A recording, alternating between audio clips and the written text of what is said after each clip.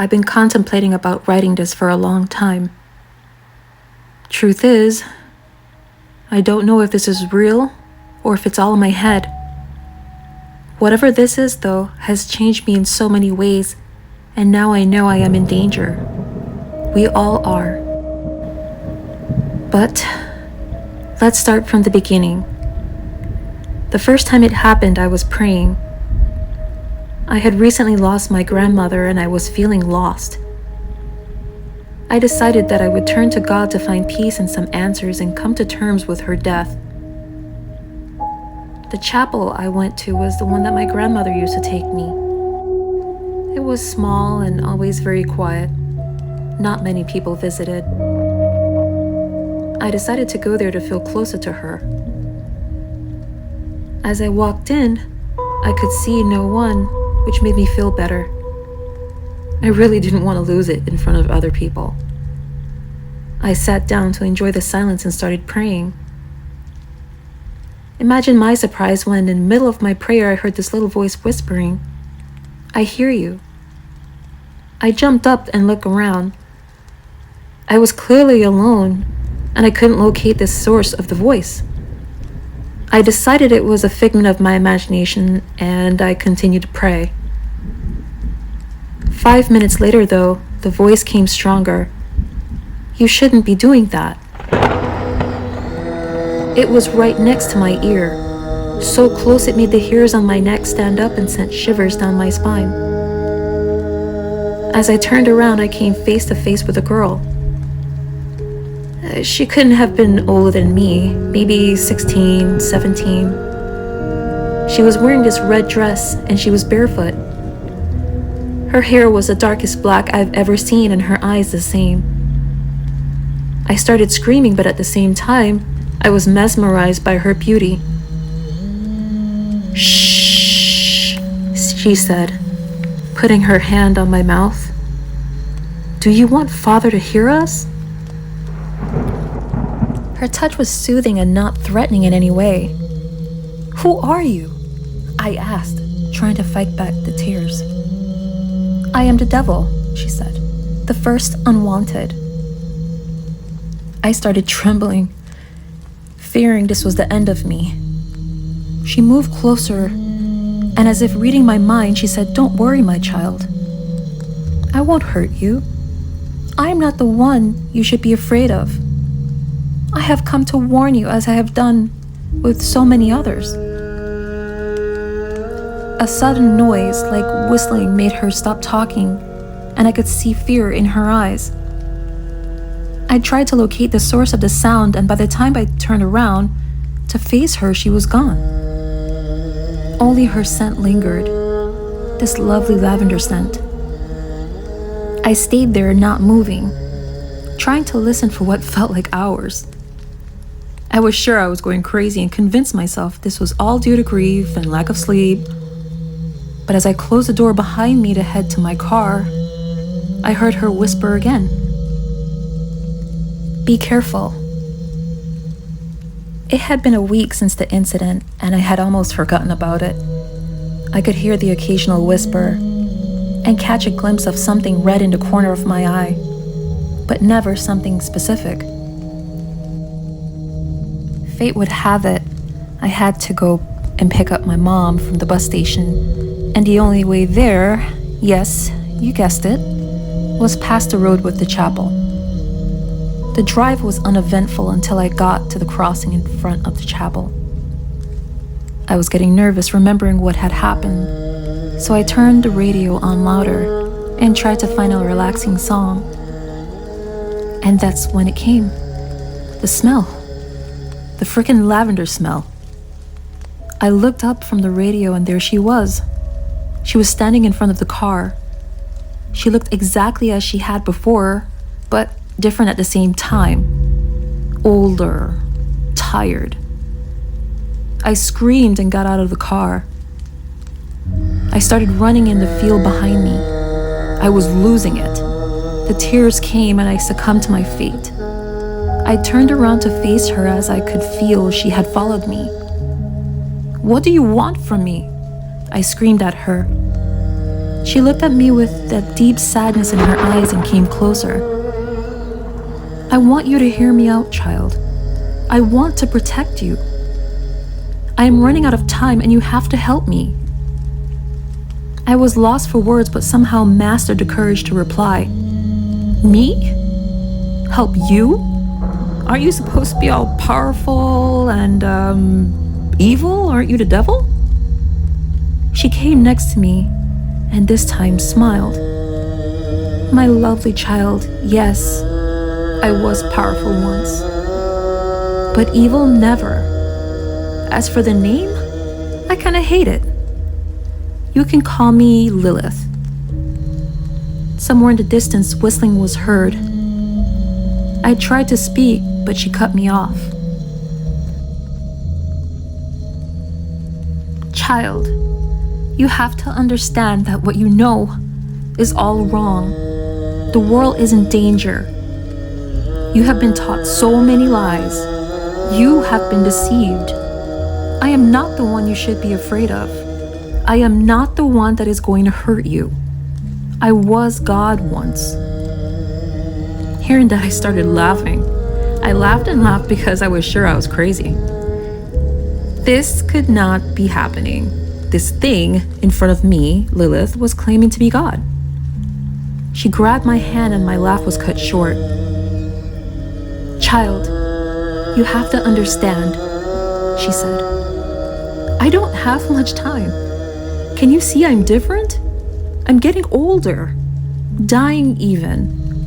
He found a way to make it happen. And if I'm gone, there is no one to save you. See through the lies. Believe me. The whistling was heard again, closer. She squeezed my hand with profound urgency and pleading eyes. Whatever made me say the next words changed my life forever. Okay, let's say I start to believe you. How can I help? What is happening? The wind picked up suddenly and I saw her shivering. Not here, she said. I will explain tonight, in the chapel. Tell no one where you're going. Don't even think about it in your mind. He is everywhere. And with that, she disappeared. I was left alone once again, thinking that I was insane, imagining things. The red mark on my hand from where she held me, though, was there to prove me wrong. I suddenly remembered about my mom and checked the time. I was surprised to see that no time had passed and somehow I was standing next to my car. I decided to do what I was told and not to dwell on it in my head. I don't know who he was, but I was suddenly afraid. The rest of the drive was uneventful, and I have to admit that seeing my mom made me feel better.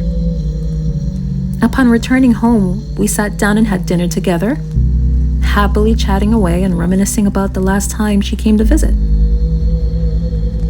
Suddenly, she stood up and proceeded to say she had a gift for me. She ran out to the car and brought in this little packet and gave it to me. I hope you like it, my dear. It's a new perfume. Try it, she said. I thanked her and proceeded to open it. I took the cap off to smell it and froze. It was lavender.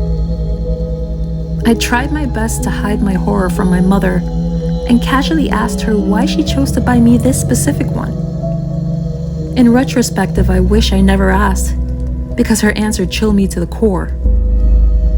She explained that she was in a shop struggling to buy me a present when a girl approached her. A girl roughly my age, with a lovely red dress. Her hair was the darkest black, and so were her eyes. My mom said she was instantly drawn to the girl and they started chatting. The girl was really interested to hear that my mother had a daughter and asked all sorts of questions about me. She said the girl suggested the perfume because it was her favorite. My mother said the girl seemed sure that I would love it, as lavender had such a soothing and familiar scent. I wish I could tell her how wrong she was. With this discovery in my mind, I decided I couldn't hear any more, so I found an excuse to cut the conversation short and put a film on. A couple of hours later, I said goodnight to my mom and headed up to my room. The time was almost midnight. I made sure my mom went to bed, waited a bit until she fell asleep, and got ready to make my way to the chapel. I was terrified but determined to find out what was going on.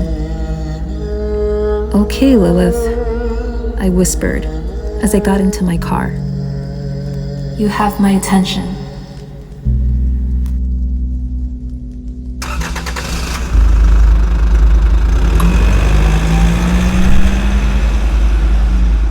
As I left my house to drive to the chapel for my meeting with Lilith, I was sure something was following me. I choked it up to my nerves and drove on. I barely realized how I got there since my mind was preoccupied with wondering what she was going to tell me. I parked the car down a small alley so it wouldn't be visible, took a deep breath, and went in. Upon entering, all my nerves and agitation disappeared. The lavender scent was there, and all the candles were lit, giving it the inside of the chapel a soft, warm glow that made me smile. I scanned the room with my eyes until I found her, and that's when my smile disappeared. She was hiding in the corner, visibly shaken, and I could see a slash on her right cheek. What made more impression on me, though, was that once again she looked older and a lot more tired. I approached her with caution and whispered her name. She suddenly looked up and noticed her eyes lit up when seeing me. "Oh, I'm so glad it's you. I was scared he found me again." "Eve, come closer. I need to tell you everything before it's too late." The way she said my name made me shiver. Familiarity struck me and I was left numb. I felt I had seen this before. For the first time since seeing her, I felt I really knew her. She caught up with my change of demeanor and she came closer. "So you start to remember?" I was hoping we would never have this conversation again. I was hoping that I had managed to keep you safe. I held her hand and tried to concentrate but couldn't. "Please tell me what is happening, Lilith. Yes, this all seems familiar, but I can't piece anything together." She smiled softly, that warm, knowing smile, and she started her story.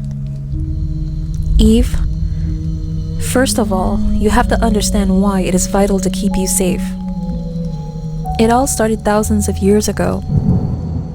My father created me and my brothers, his angels.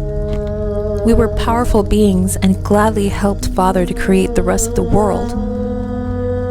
After we had finished, Father was content. But I felt empty. I felt that this beauty, this creation, went underestimated. I felt we needed to create more, and so I did. I created you, Eve, and alongside you, Adam. I knew Father would never approve as he wanted to be the sole creator of everything in the universe. You see, Father was loving but within limits. You could never defy him. You had to obey his rules. I kept you and Adam safe in the Garden of Eden, and you were so happy. Believe me, Eve, you were truly happy. But one day the inevitable happened. You called me your God. A word so powerful on its own that it stirred things, changed the balance, and he knew. I begged him to spare you. I begged him to take it out on me, to leave you and my children alone. And he promised he would, Eve. If I gave up my heavenly rights and walked out of heaven, Once and for all, he promised he would allow you to keep living. I had no choice and left. But father was cruel. Yes, he kept you alive but tainted your existence. He made you miserable. He made you believe he created you and that he owns you. He made you hate me and praise him. Eve, you have to understand that you never deserved this. Humanity never did. You did nothing wrong. The books and the teachings, everything is a lie. You are innocent, Eve. At this point, I was crying my eyes out. My memory was still hazy, but I knew this was true. But how did I get here? I managed to ask. How can I be alive? Yes, you always ask me this. You have to understand that father didn't count on one of his favorites loving me more than him. Michael let me know of father's plan to deceive you with the apple, so I managed to put some of my grace in it. Once you took a bite, you became immortal, Eve. When your body dies, you simply move on to a new one. And it is the same for Adam. I have managed to keep you safe by erasing your memory from time to time, but now he knows. Michael is long gone, and this is my last chance. You have to find Adam. You have to find and help him remember. And then you have to save the world. I was lost for words. I looked at her and tried to understand what was happening when suddenly the all-too-known whistling came. Lilith screamed in agony and the candles went out. An icing feeling came over me and I saw a shadow move closer. This was surreal. It was pitch black in the chapel, but still this shadow was clearly visible. It was like it was sucking all the air out of the room. I almost fainted when I heard his voice. Finally, I found you, child. I screamed in terror. The candles came back on and I saw him. He was standing behind Lilith and he looked nothing like I imagined. He was holding her close, hugging her, but you could see she was hurting. Who are you? What do you want from me? I asked. He laughed, this roaring laugh that reached the bottom of my soul. I wasn't talking to you. I was talking to my child. The one that betrayed me. Lilith, why would you do this to your own father? Haven't we been through enough? Don't you miss heaven? Lilith looked at him with disgust. You are not my father. You kill or cast away anything that doesn't fit your rules. What have you done to Michael? Yes. Michael. The other disobedient child. Let's just say Michael has been reprogrammed. He knows where he belongs now. He said this while grabbing her tighter. I couldn't take anymore and I lunged at him. He stopped me with his eyes. The pain was excruciating and I howled. He laughed and laughed and I could hear his laugh in my head. Please stop hurting her. Please, Father, stop. Lilith screamed and managed to escape his grasp. She put her hand on my forehead and immediately the pain went away. Oh, Lilith, aren't you tired of wasting your grace? She is clearly not the savior you think she is. You will die in vain. And with that last comment, he pulled her close once again, and the flames engulfed her. She fell backwards with empty eyes looking at the ceiling. What did you do to her, you monster? I cried, but he was long gone.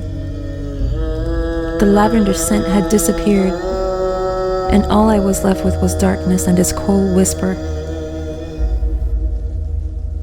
Don't they say God works in mysterious ways?